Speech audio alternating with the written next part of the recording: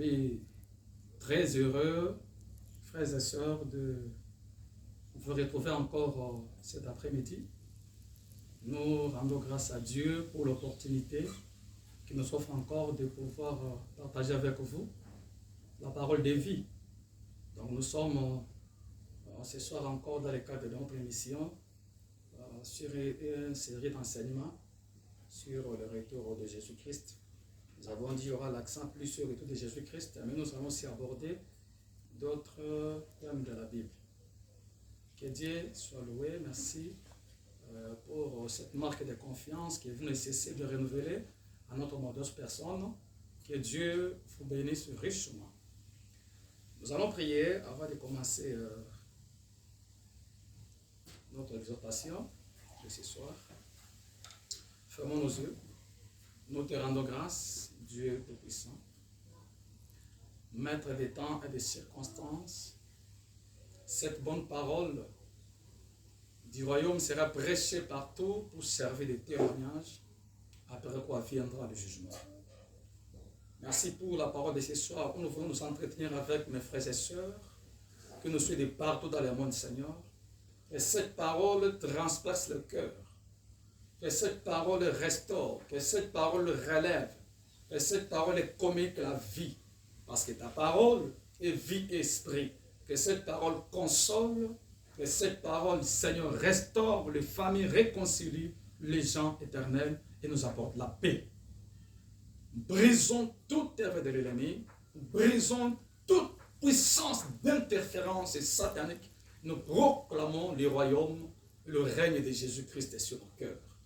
Dans le nom de Jésus-Christ, notre Seigneur et Sauveur, en ton nom nous avons ainsi prié. Amen. Que Dieu soit loué. Nous allons nous entretenir ce soir sur l'un des thèmes. Et Jésus-Christ toucha les orgueils. C'est sur ce sujet que nous allons nous entretenir ce soir. Nous parlons réellement de la résurrection, mais nous avons voulu parler sous cet angle. Les thèmes, c'est et Jésus-Christ toucha le cercueil. Et Jésus-Christ toucha le cercueil, c'est le thème auquel nous allons essayer de partager avec vous, bien-aimés, ce soir. Que Dieu vous bénisse et remplisse votre cœur de la paix, de la joie. Si vous avez quelque chose qui vous tourmente et que le Dieu qui donne la paix, vous donne la paix. Si vous êtes malade, que le Seigneur vous guérisse. Que le Seigneur puisse vous éclairer par sa parole. Nous disons encore merci à Dieu si vous voulez nous suivre pour découvrir nos enseignements. Nous sommes sur les réseaux sociaux. YouTube, Pasteur Augustin Lifeta officiel. Je reprends pour une bonne audition, Pasteur Lifeta Augustin officiel. Facebook, vous tapez Père des Vases. Père des Vases sur Facebook. Quand vous tapez Père des Vases, vous allez voir nos enseignements aussi. Nous partageons aussi quelques enseignements sur TikTok. Vous tapez encore Père des Vases sur TikTok, sur la même adresse, qui est sur TikTok, sur la même adresse qui est aussi sur Facebook. Alors, vous allez nous retrouver là-bas. Nous rendons grâce à Dieu pour ce soir. L'enseignement bien-aimé, je donne ici une précision. La prédication peut être longue. Alors, nous les découpons en morceaux. Donc, vous allez voir première, peut-être deuxième partie, troisième partie. Nous essayons d'essayer de vous satisfaire parce qu'il dure 11-12 minutes. Vous pouvez suivre l'entièreté de la vidéo. Mais la prédication peut prendre 30-25 minutes. Nous essayons chaque fois de les découper en morceaux pour essayer de vous satisfaire. Vos critiques sont bienvenues pour nous aider à nous satisfaire. Sans plus tarder, nous prenons notre texte. Nous avons deux passages des Écritures. J'ai évoqué déjà notre thème, c'est « Et Jésus toucha les cercueils ». Je l'ai dit déjà que nous parlons sur la résurrection. La puissance de la résurrection, mais sous ce thème, « Et Jésus toucha les cercueils ». Je lis la parole de Dieu dans Luc chapitre 7, versets 11 à 15. Luc chapitre 7, versets 11 à 15. Il est dit ceci. Le jour suivant, Jésus alla dans une ville appelée Naïn. Ses disciples, une grande foule, faisaient route avec lui. Lorsqu'il fut près de la porte de la ville, voici on portait en terre un fils mort, fils unique de sa mère qui était veuve. Il y avait avec elle beaucoup de gens de la ville. Le Seigneur les a vus, fut ému de compassion pour elle et lui dit, ne pleure point. Il s'approcha et toucha le cercueil, ceux qui le portaient s'arrêtèrent. Il dit, jeune homme, je te le dis, lève-toi. Et le mort s'assit et s'est mis à parler. Jésus le rendit à sa mère. Amen. Je prends pour vous le deuxième texte. Nous sommes dans le livre de 2 Rois chapitre 13, versets 20 à 21. Je reprends pour une érudition plutôt. 2 Rois 13, 20 à 21. Élisée mourit et l'eau n'enterra. L'année suivante, des troupes moabites pénétrèrent dans le pays. Et comme on enterrait un mort, voici on aperçut une de ces troupes. Et l'on jeta l'homme dans le sépulcre d'Élisée. L'homme alla toucher les os d'Élisée. Il reprit vie et se dressa sur ses pieds. Que Dieu bénisse sa parole. Nous rendons grâce à Dieu. Je voudrais bien aimer que vous puissiez me suivre avec beaucoup d'attention. Peut-être que vous êtes avec les amis, vous êtes en salon, au salon plutôt, si vous avez la possibilité de pouvoir s'écarter un peu pour quelques minutes, pour être en contact avec le Seigneur. Vous êtes en contact avec le Seigneur au travers de cette parole. Souvenez-vous que Jésus disait à ses disciples, la parole que je vous ai adressée est vie et esprit. Partout où vous êtes en train de me suivre, la parole de Dieu vous sera communiquée. Cette parole est transcendante, donc ouvre le cœur bien-aimé, libère ton cœur, croyez à la parole de Dieu, l'esprit peut te toucher. Je parle de la double facette spirituelle de cette parole. La Bible déclare, elle a la vie et elle est esprit. La Bible déclare, nous sondons les Écritures parce que nous croyons avoir en elle la vie.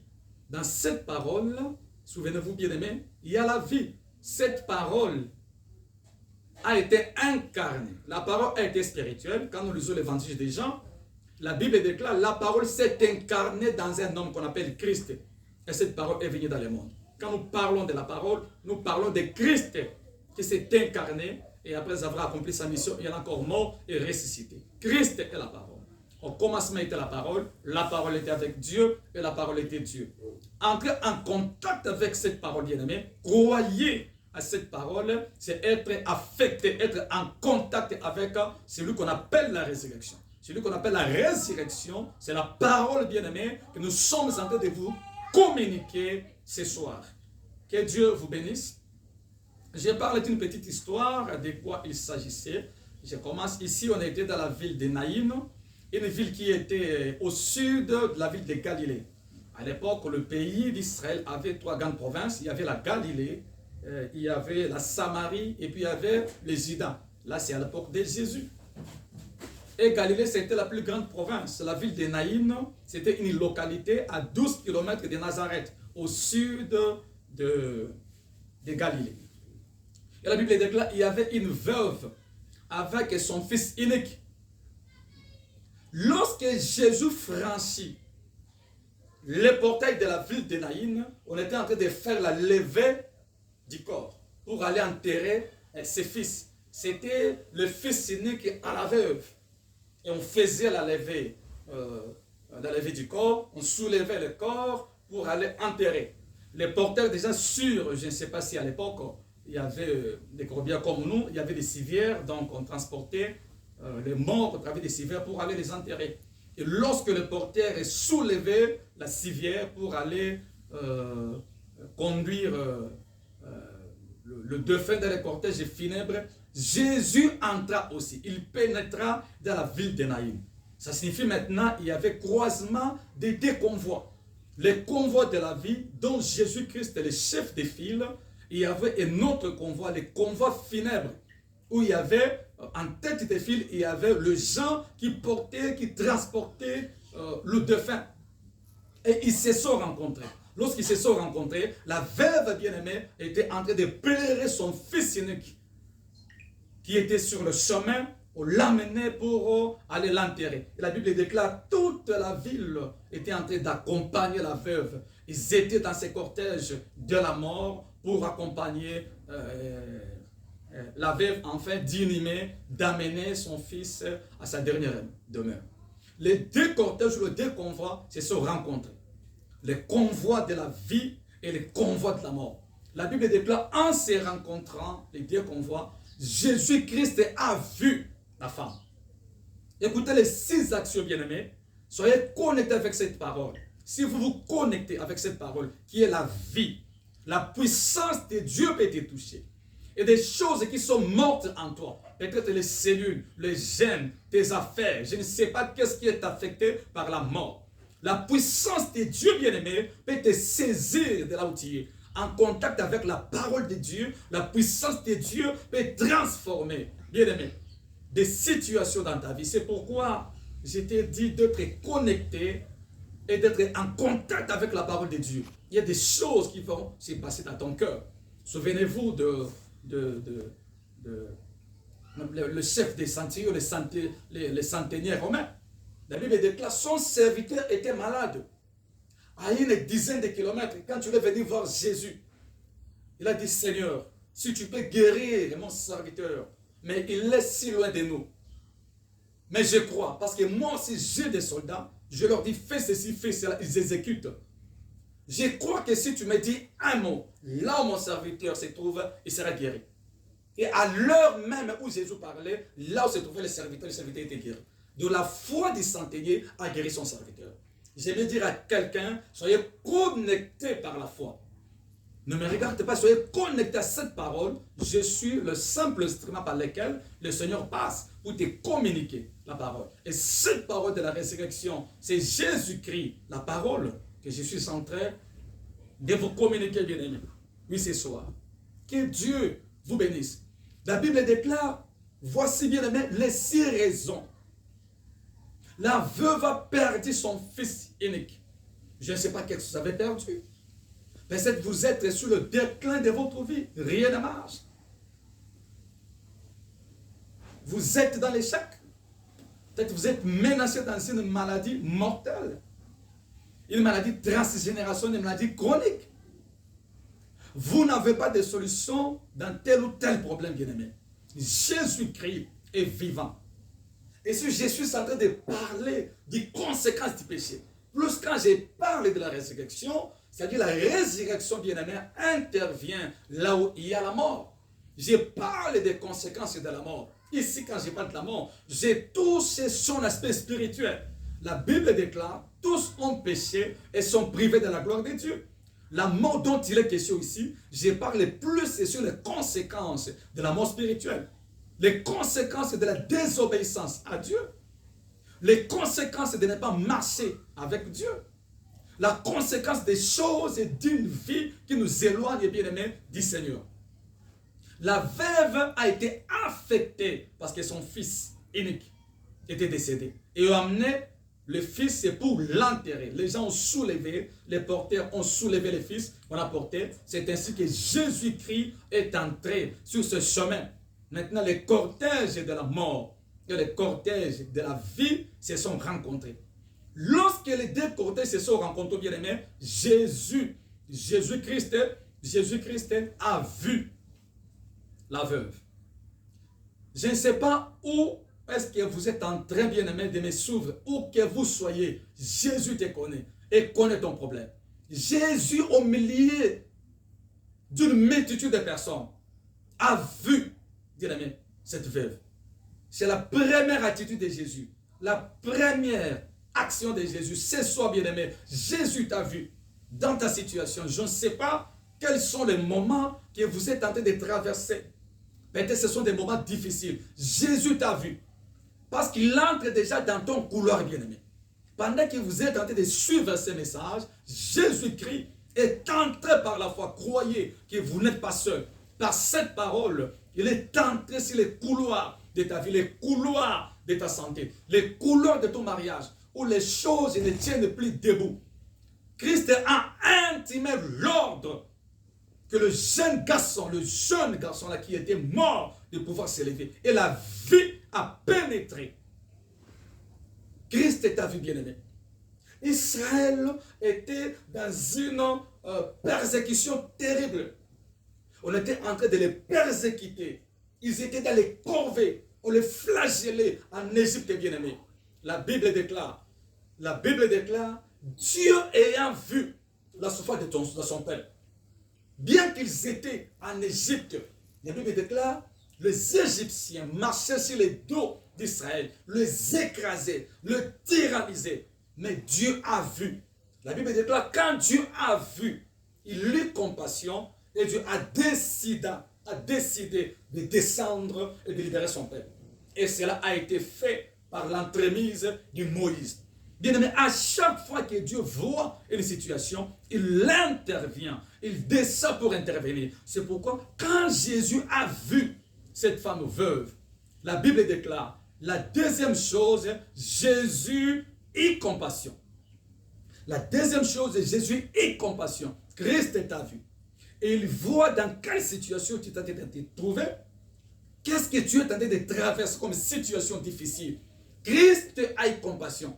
Et la troisième action de Jésus, la Bible dit que Christ s'approcha du cercueil. Bien-aimé, Christ s'approche de toi. À toi qui es en train de me suivre maintenant, Christ est près de toi. Il dit, je ne t'abandonnerai point, je ne te délaisserai point. Que sa main au travers de cette parole te saisisse. Que ton problème change ce soir. Il est le Dieu puissant, bien-aimé, qui agit au travers de sa parole. Si tu as la foi, parce que Dieu cherche ceux qui ont la foi. Un miracle, bien-aimé, va toucher ta vie. Un miracle va naître dans ta vie. Le miracle, ce sont des choses, la dimension de Dieu, où nous attendons à des choses inattendues. Le miracle de Dieu, bien-aimé, des choses extraordinaires peuvent se passer dans ta vie maintenant. Ou même en cours de route, ou même la nuit. Dieu peut faire des choses dans ta vie. Ce qui est censé, c'est le fait de se connecter avec sa parole. Dieu te voit. Il a compassion de toi. Et Dieu, bien aimé ce soir, s'approche de sa situation. Il s'est approché du cercueil. Et la Bible déclare, la quatrième chose, Christ est intimement ordre. Il a donné ordre aux jeunes garçons qui étaient dans le cercueil. Il dit, lève-toi. Lorsque Christ toucha les cercueils, la Bible déclare, les gens qui transportaient cet homme, les gens qui transportaient les morts s'arrêtaient. Et Christ dit, je te l'ordonne, sors dans les cercueils. La Bible déclare, les jeunes hommes se leva droit sur ses deux pieds. Les affaires ne tiennent plus. Dans le travail, rien ne marche, bien aimé. Les jeunes hommes étaient transportés pour être inhumés. Nous parlons aussi d'Élisée, qui était déjà décédé il y a une année ou 2 ans. Et la Bible déclare, les gens dans ce village-là, dans cette localité, ils partaient pour aller enterrer un homme. Et ils ont vu une des troupes des Moabites en train de venir. Les fossoyeurs ont jeté les cadavres sur les eaux d'Élysée. Ils ont pris la fuite. Et les cadavres, en contact avec les ossements d'Élysée, la Bible déclare, a repris vie. L'homme qui était mort a repris vie et s'est mis droit sur ses pieds.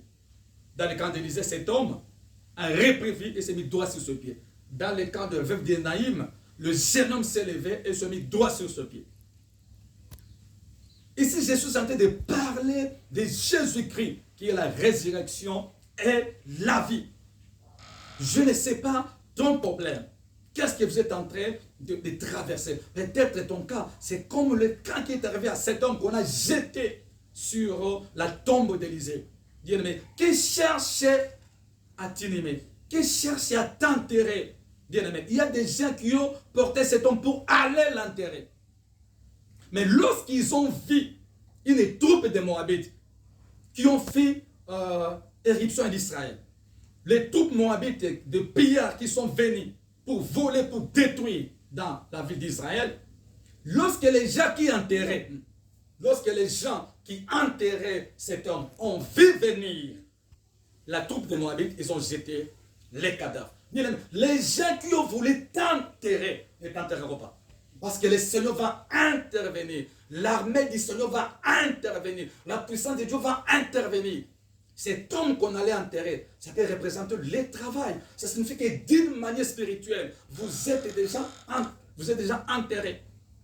Ton travail, ta santé, c'est déjà enterré. Vous avez des maladies dont les origines sont mystérieuses. Quand vous vous examinez, vous êtes à bonne santé, mais dans votre corps, vous ne vous sentez pas bien. Jésus-Christ est capable de guérir de cette maladie, bien-aimée, de ces problèmes dont on ne connaît pas de source. Vous êtes sur le point de vous diviser, de divorcer, bien-aimé, à cause des pressions extérieures, des pressions mystérieuses, à cause de la sorcellerie. Jésus-Christ est puissant, bien-aimé. Vous ne serez pas enterrés. Vous n'allez pas mourir. Vous n'allez pas perdre le travail. Dieu te donnera des enfants. La puissance de la résurrection est réelle. Et Dieu est capable de te toucher de là où tu es, quel que soit, bien-aimé, ton problème. Tu peux être cet homme qui est tombé sur la tombe d'Élisée. Ça peut être ton problème. Qui t'ont porté, bien-aimé? Les fossoyeurs ont pris la fuite. Nous avons des fossoyeurs spirituels, des gens qui graissent des tours pour t'enterrer. Physiquement, tu vis. Physiquement, tu existes, mais tu ne vis pas. Vous avez des titres académiques qui n'ont pas de travail. Tu fais tout pour obtenir le travail. Il n'y a pas d'issue. Mais Jésus-Christ, bien-aimé, est la porte des brebis. Ce qui ne tenait pas dans ta vie va tenir. La Bible déclare, l'homme est repris vie. Et c'était debout sur tes pieds. Que tout ce qui était mort en toi, je le déclare et décrète par la puissance de la résurrection. Que cela reprenne vie. Les travaux reprennent vie. Ta santé reprenne vie. Tes finances reprennent vie. Tes cellules qui étaient détruites par la maladie reprennent vie. Que ce qui était courbé, bien-aimé, soit vivifié au nom de Jésus. Au contact avec les ossements d'Élisée, l'homme a repris la vie. Au contact avec cette parole qui est en train d'être annoncée, bien-aimé, la vie va entrer dans tes activités, dans ton corps, dans les dossiers, le démarche que vous êtes en train de faire, qui est sans vie. Il y a des crocs à jambes, on te met des bâtons dans les roues. On met des bâtons dans les roues, bien-aimé. Que la puissance de la résurrection te saisisse maintenant de là où tu es. Que les zones d'ombre tombent, bien-aimé, dans les démarches que tu es en train de faire.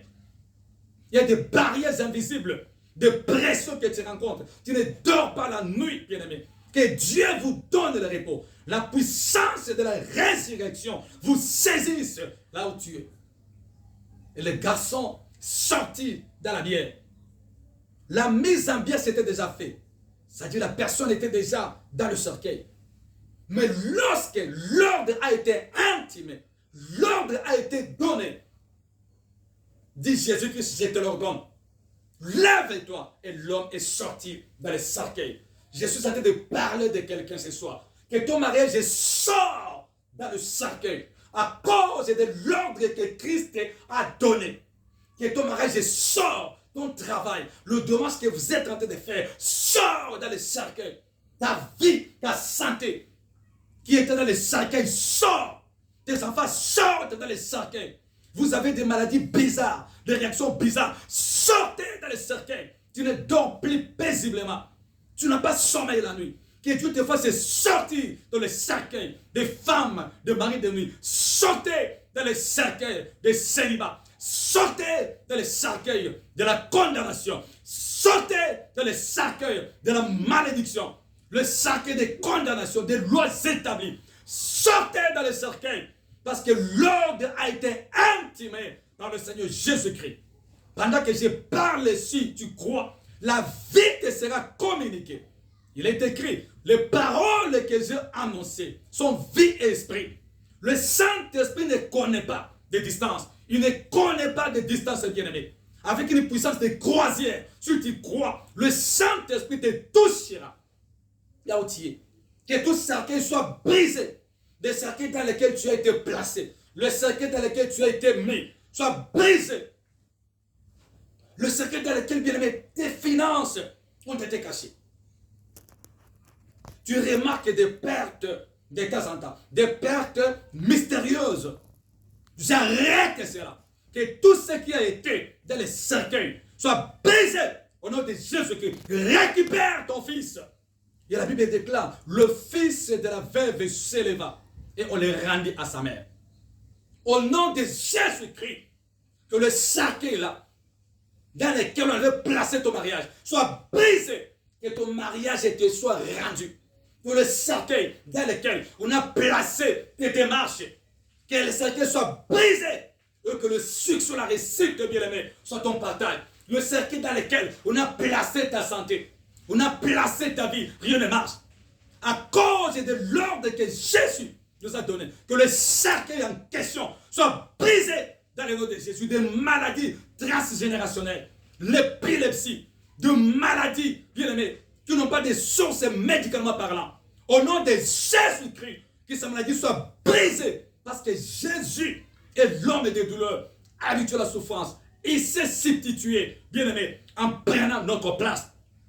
Connectez-vous avec cette parole, bien aimé, et ta situation ne sera plus la même. Christ a donné l'ordre et le jeune garçon s'éleva. Il se tient debout. Au nom de Jésus-Christ, que tout ce que tu fais tienne debout. Au nom de Jésus-Christ, que ce qui a été courbé, j'ordonne à ces situations qui étaient courbées de se redresser. Les portes qui étaient fermées de s'ouvrir. Que les cadenas soient brisés. La puissance de la résurrection, bien-aimé, brise les rochers. Lorsque Jésus-Christ était ressuscité, la Bible dit, les rochers ont été fendus et Christ était sorti. Cette puissance de la résurrection agit en nous qui croyons. Si tu crois de là où tu es, que cette puissance de la résurrection te saisisse, il est écrit, tout ce que moi Christ je fais, vous le ferez aussi à mon nom. Au nom de Jésus, vous étiez dans la tombe, que le rocher des tombes soit brisé, les couvercles sépulcrales soient brisés par la puissance de Dieu. Tu te retrouves devant l'impossibilité et tu te poses la question, comment cela se fera-t-il? Les femmes se retrouvaient devant la tombe de Jésus. Et dans leur entretien, elles étaient en train de se dire, qui va enlever pour nous ces couvercles? Et en arrivant, il y avait une puissance de la résurrection qui était descendue. Bien aimé, les couvercles, la grande pierre avait été roulée. Au nom de Jésus-Christ, que cette grande pierre qui avait bloqué l'accès au miracle, qui avait bloqué l'accès au travail, qui avait bloqué l'accès à la réussite, soit roulée. Au nom de Jésus-Christ. Bien aimé, qu'est-ce qui était dans les cercueils? En contact avec la parole de Dieu ce soir, ta situation aura la solution. Cet homme qu'on a jeté sur la tombe d'Élisée, en contact avec les ossements d'Élisée, il s'est tenu debout et repris vie. Je déclare ce décret. À contact avec la parole de Dieu, à cause de la puissance de la résurrection, que les cercueils soient brisés, que les fossoyeurs qui ont cherché à t'enterrer se dispersent. Je brise la puissance des fossoyeurs. Il y a des gens, de manière spirituelle bien-aimée, qui cherchent à t'enterrer. Enterrer ton travail, enterrer ton mariage, enterrer bien-aimé ta fertilité, enterrer tout ce que tu fais, que tu puisses marquer les pas. Je brise la puissance des fossoyeurs. La Bible dit, à l'époque d'Élisée, les fossoyeurs ont pris la poudre d'escampette bien-aimée et ont jeté le cadavre sur les os d'Élisée.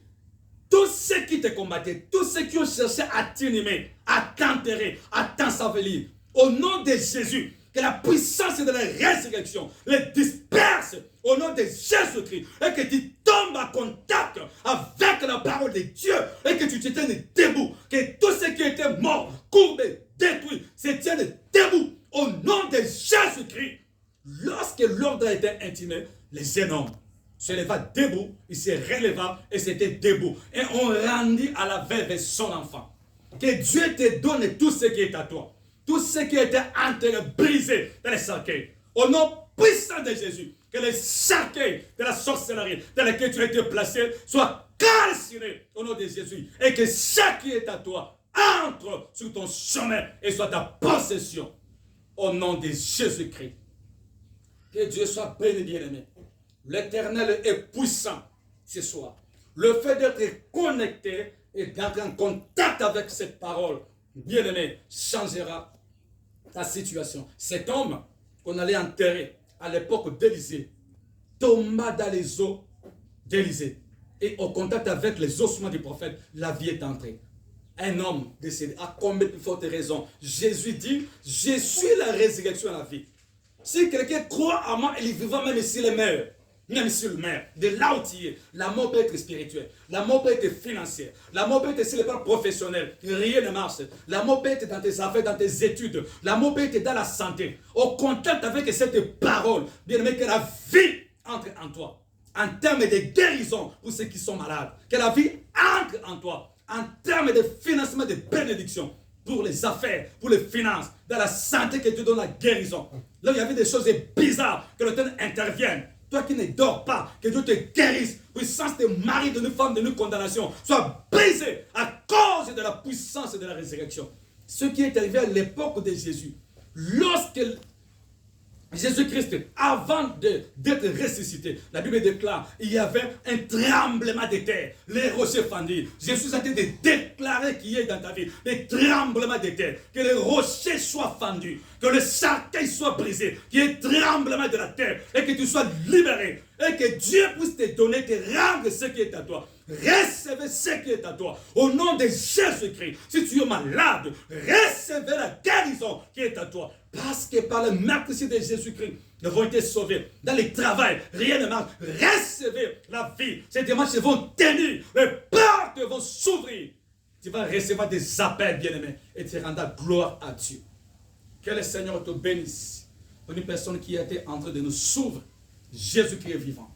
Si vous avez suivi cette parole, bien-aimé, on contact de cette parole, comme à cet homme, cadavre qui était en contact avec les ossements d'Élisée, il y avait la vie est entrée en toi.